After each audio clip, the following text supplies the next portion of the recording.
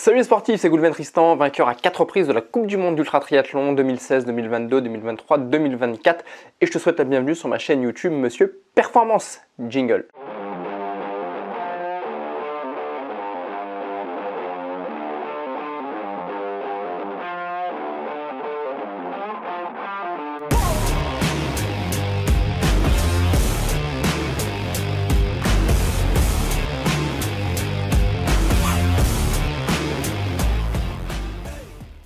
Aujourd'hui, on va parler de mes astuces après un effort intense pour une récupération rapide. Voilà, très important de prendre soin de son corps justement pour pouvoir continuer à enchaîner les entraînements, les compétitions. Mais avant toute chose, si ce n'est pas encore fait et avant de rentrer dans le sujet, je t'invite à t'abonner à ma chaîne YouTube, activer la petite cloche.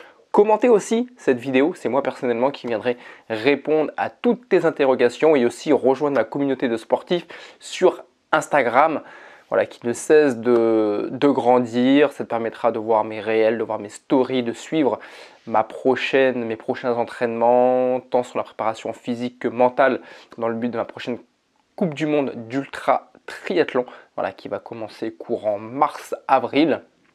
Et revenons-en justement au sujet de cette vidéo, voilà, comment récupérer après, comment une bonne récupération après des efforts intenses. Alors moi, ce que je fais, et ce que je fais quasiment quotidiennement, d'ailleurs si tu me suis sur Instagram, je poste régulièrement, même quotidiennement, des stories justement sur ma récupération, de quelle manière, quel process j'ai mis en place, quelle routine, parce que c'est vraiment une routine que j'ai mis en place. Là on rentre vraiment dans la discipline, c'est une discipline que j'ai mis en place, parce que c'est pas forcément dans la récupération, j'ai mis en pratique des routines qui me passionnent pas forcément, voilà, qui sont pas forcément très agréables. Alors des routines pour la récupération, il en existe plusieurs, mais ce qu'il faut, c'est se mettre focus au moins sur une routine, sur un type de récupération pour justement te permettre de faire ça tous les jours, enfin en tout cas de manière très régulière, et que ce soit pas une contrainte de dire ah oui il faut que je fasse cette routine là, après il faut que je fasse ça, après il faut que je fasse ça, et au final tu vas en perdre de cette discipline. Donc moi les deux disciplines, les deux routines que j'ai mis en place, donc moi quasiment tous les matins je pars de chez moi sur les coups de 7 heures avec mes enfants, je fais 10 km en poussette avec eux, donc ça tire bien sur les mollets, les quadris, parce que il y a beaucoup de dénivelé. Alors autant l'aller c'est très compliqué, autant le retour, parce que j'ai monté, je le descends, donc le retour est beaucoup plus simple. Mais tous les matins je fais à peu près entre 1h et 1h30 de sport, le temps de déposer tout le monde entre la nounou et l'école. Quand je reviens à la maison, la première routine que j'ai, donc qui est liée à la récupération, ça va être un bain froid. Alors ce que j'entends par bain froid, j'ai été sur le site Jolt, alors je ne fais pas de publicité pour eux, ils ont du bon matériel, hein. J'ai acheté un petit bassin qui doit coûter selon les promotions entre 100 et 150 euros, donc ça reste un prix qui est accessible. Alors j'ai la chance d'habiter en maison, donc je l'ai mis à l'extérieur, voilà, pour m'éviter de devoir acheter en parallèle des glaçons. En tout cas pendant la période hivernale, voilà, j'ai pas besoin de glaçons. Bon, ça me permettrait peut-être de gagner, de descendre de quelques degrés, mais l'eau est déjà suffisamment froide en le mettant à l'extérieur. Alors si tu n'as pas cette chance d'habiter en maison, ça rentre aussi sur un balcon. Voilà, c'est pas un problème. Voilà, habiter en maison ou en appartement, c'est sûr que c'est toujours plus simple. Ce sera toujours plus simple d'habiter en maison pour faire ce type de routine que d'habiter dans un appartement. Mais si tu souhaites le faire, voilà, il n'y a pas de contrainte par rapport à ça. Et moi, ce que je te conseille, c'est vraiment ce bassin d'eau froide, ce bassin de récupération, c'est de le mettre en extérieur. Voilà, encore une fois que tu habites en appartement ou en maison, tu pourras aussi le mettre en intérieur. Mais en intérieur, tu vas avoir la température ambiante. Donc tu auras une eau qui sera beaucoup moins froide. Il faudra que tu complètes avec des glaçons. Donc avec une logistique en plus. Donc moi, ce que je te conseille, c'est de le mettre en extérieur. Donc jardin ou sur ton balcon. Moi, l'eau, Elle est à peu près entre 3 degrés et 9 degrés, voilà, selon les températures que l'on a, selon aussi où tu habites. C'est sûr que si tu habites à Perpignan, ce ne sera pas les mêmes températures. Là, il faudra peut-être même en hiver rajouter de la glace. Mais voilà, c'est une bonne récupération. Alors tu verras, si tu vas sur Jolt ou si tu vas sur d'autres vendeurs, tu as différents types de bassins. Tu as des bassins duo qui reprennent un peu le gabarit d'une baignoire. Moi, c'est un bassin simple pour une personne et c'est très bien. Donc je fais ça à peu près 10 minutes en moyenne. Que l'eau soit à 3 degrés ou qu'elle soit à 10 degrés, je fais au moins 10 minutes.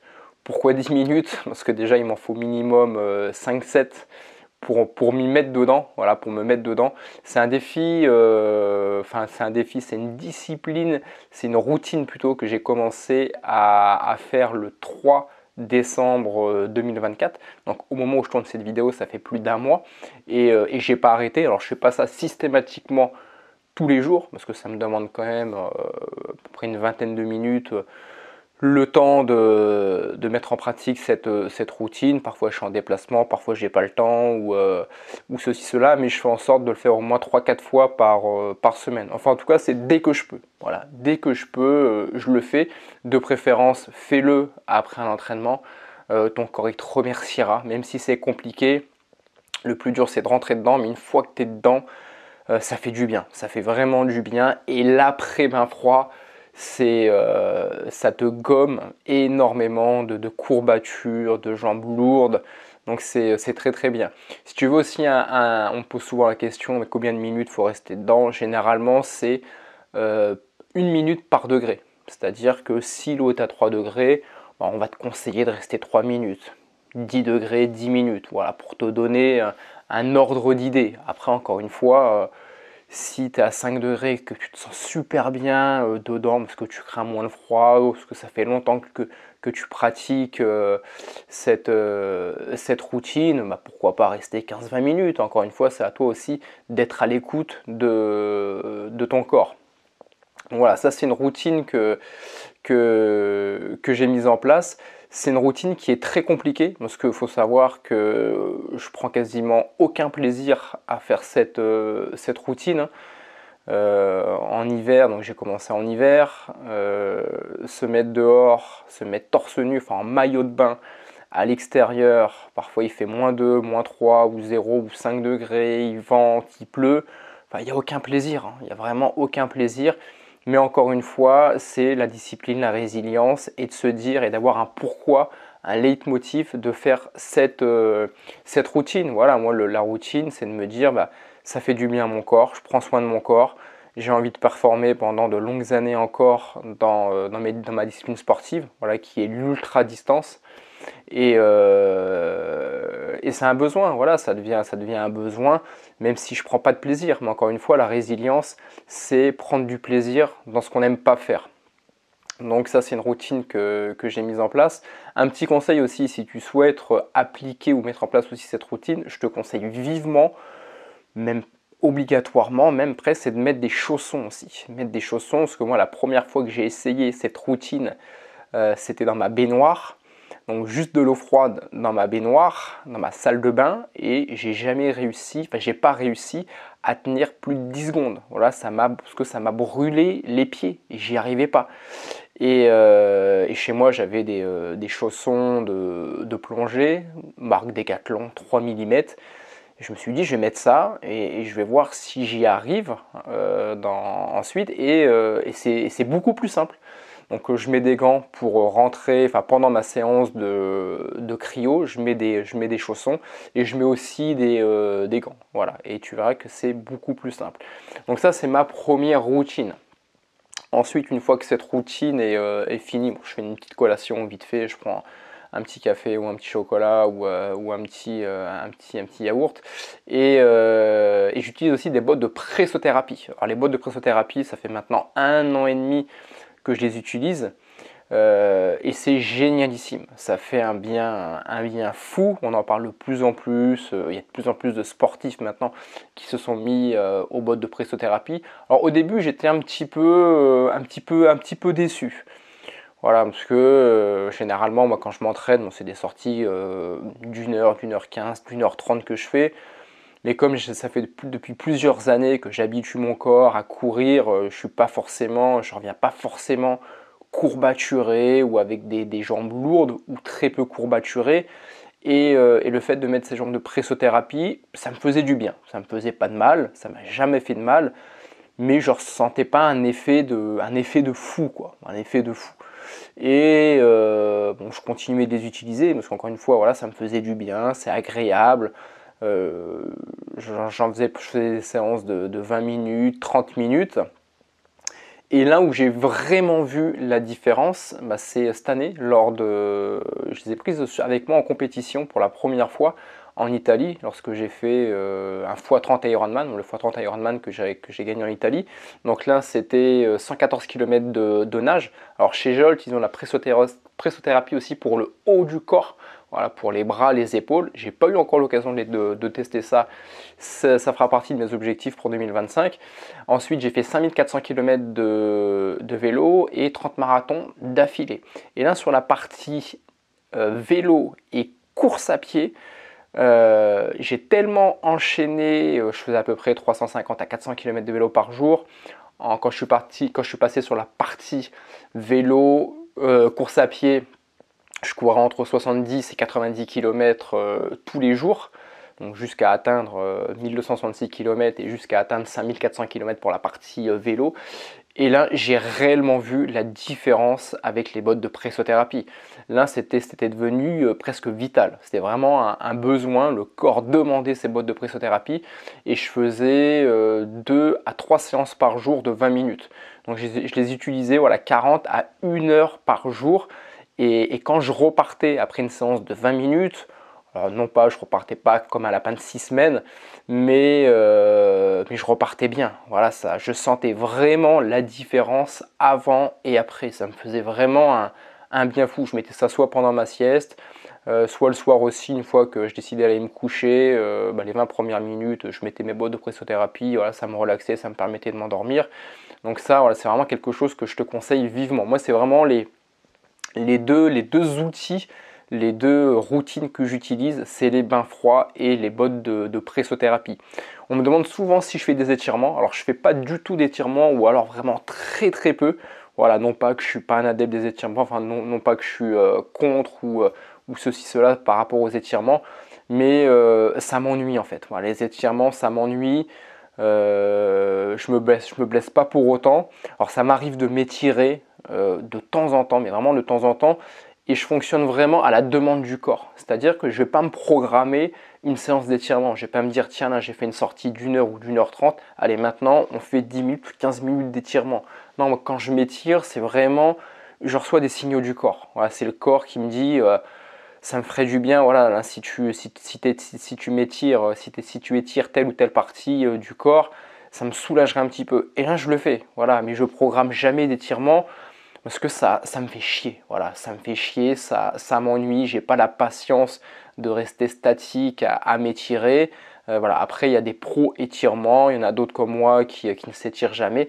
Encore une fois, comme je le dis et comme je le répéterai pas suffisamment, c'est faut être à l'écoute de son corps. Voilà, si ton corps te demande de faire des étirements, fais des étirements. Et ne te pose pas la question de savoir si c'est bien ou pas de s'étirer. Si ton corps il te le demande, étire-toi, point barre. Donc voilà les deux routines moi que j'utilise presque quotidiennement, les bains froids et les bottes de pressothérapie. Les bottes de pressothérapie, j'ai 2 paires de bottes de pressothérapie. La deuxième paire que j'ai, il y a la possibilité aussi de mettre des manchons glacés, des pains de glace, voilà, des grands pains de glace. Et donc ça fait pressothérapie plus cryothérapie. Donc c'est aussi, voilà, c'est aussi intéressant en compétition. Alors c'est un peu plus complexe à mettre en format compétition. Il faut savoir que surtout quand tu es sur de l'ultra distance, tes capacités intellectuelles, physiques sont plus forcément très bien connectées à certains moments. Tu n'as plus forcément, voilà, toutes tes capacités et toute la mobilité pour pouvoir enfiler des bottes de pressothérapie, rajouter des manchons et tout ça. Donc elles ne sont pas forcément très pratiques, Mais si tu as la possibilité, enfin si tu souhaites toi les utiliser après une séance d'une heure trente où tu n'es pas cramé, tu es bien, bah, ça se fera sans problème. Après sur de la compétition, si tu n'as pas forcément un assistant ou une assistante voilà, pour t'aider à les mettre, c'est un petit peu moins pratique. Mais il faut savoir que dans les boîtes de pressothérapie, tu as différents modèles, dont un modèle chez Jolt, pareil, où tu peux rajouter des pains de glace. Moi, la première, les bottes de pressothérapie que j'utilise au quotidien, c'est les TerraBody. TerraBody, c'est vraiment mes bottes de pressothérapie préférées. Tout simplement, c'est qu'il n'y a pas de câble, il n'y a pas de fil, il n'y a pas une télécommande à prendre dans les mains. Les batteries sont au niveau de la semelle.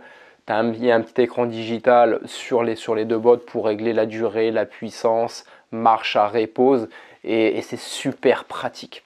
Donc voilà, j'espère que cette vidéo aura pu t'aider ou te donner des idées pour ta récupération. Mais ne néglige surtout pas voilà, ta récupération parce que c'est vraiment ta récupération et ton corps parce que c'est vraiment ton outil, hein, que ce soit un outil de travail ou un outil qui va te permettre d'exercer une passion que tu as. Donc ne néglige pas la récupération de ton corps. Je pourrais aussi parler en récupération rapidement du sommeil. Voilà, le sommeil c'est très important. Le sommeil, c'est faire en sorte de ne pas se coucher trop tard, de ne pas se lever trop tard, d'avoir une bonne literie, de bien dormir. Donc ça aussi, voilà, le sommeil, faut surtout pas négliger le sommeil. Donc s'il y avait les 3 points clés, les bains froids, les bottes de pressothérapie et un bon sommeil. N'hésite pas à mettre des commentaires sous cette vidéo, je me ferai un plaisir de compléter peut-être les interrogations que tu as ou ce que j'ai pas évoqué dans cette vidéo par rapport au sujet. Je te dis à très vite, bonne récupération à toi, bon entraînement et à ton succès, bye bye.